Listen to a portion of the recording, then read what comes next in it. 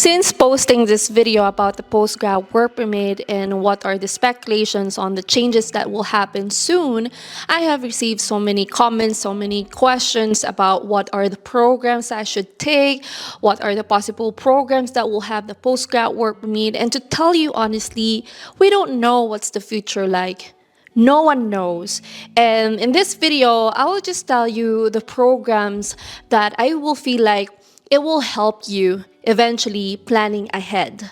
If you're still outside Canada, consider yourself lucky because you still have years, months to plan ahead. But if you're already inside Canada, still watch this video because you still have to plan how you will pivot. Hi, my name is Coach MC and we make videos about life in Canada. We also make videos about in-demand occupations here, in-demand programs. If you like those videos, make sure that you subscribe in our channel and also don't forget to follow us on other social media platforms like TikTok and Instagram. Just like what I said, no one knows what's gonna happen in the postgrad work permit.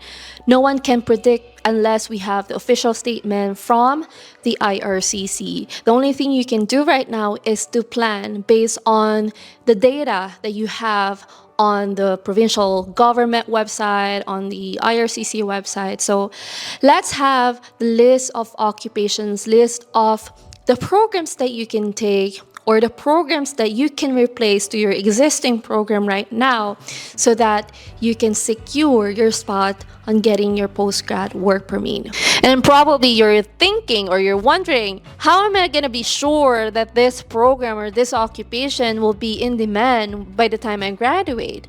So the occupations, the fields that I'll be sharing with you right now, this is gonna be in demand in the next 10 years. So that's the kind of field, that's the kind of program that you wanna take here in Canada. Of course, number one in our list will always gonna be in demand is the healthcare and community services. And this one, we have seen so many articles already stating this fact, right? That healthcare will always gonna be in demand in the next 10 years.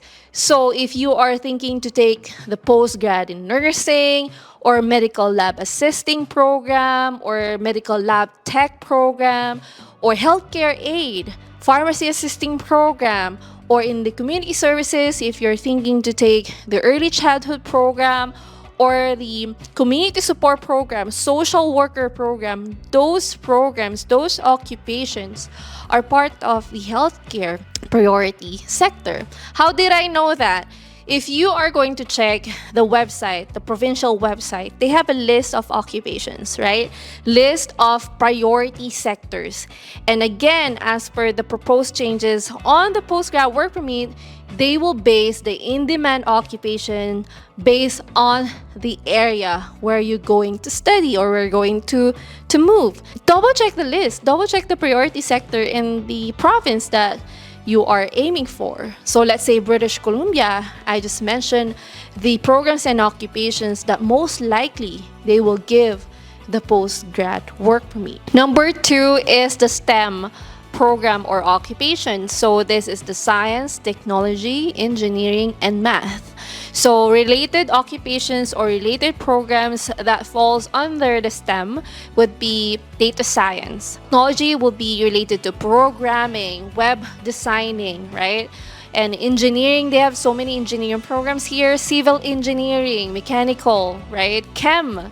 And environmental could possibly fall under STEM as well, and petroleum as well, right?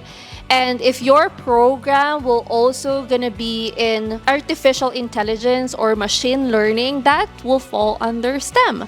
So if you're going to take a program or your occupation will fall under STEM, possibly you are gonna be given the postgrad work permit. And again, STEM are, like listed as the priority sector here in Canada. So you have the list in British Columbia, they have a list in Saskatchewan, they have a list in Alberta, in Ontario. So depending on the province. Number three is the trades, occupations, and trades program. So you have seen so many news already hinting that they badly needed the people for trades and they wanted to utilize probably the international student program to fill in the gap in the trades industry. You will see a lot of programs in plumbing, welding, they have electrical program, they have heavy duty program, automotive. Those are part of the trades, right? But then not every school in Canada will have the trades program available to international students. But I've seen so many programs in trades in British Columbia, Ontario, and Atlantic. So basically, if you're thinking to move to Ontario, take the trades program.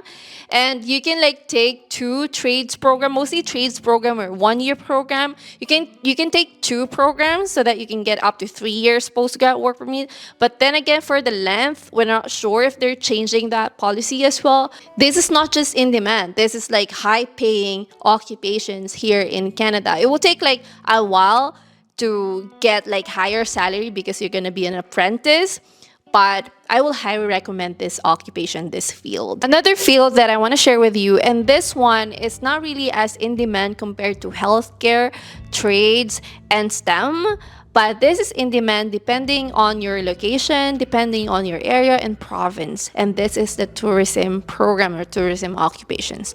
So this is really in demand in British Columbia, Alberta. You just have to double check the government website if they have a priority stream for tourism. If they do not have that, then don't take that program in that province. Related programs to tourism will be culinary management, tourism management, hospitality management. They have food and beverage management. This is just to name a few. I feel like business will be the most affected field when it comes to the postgrad work permit changes.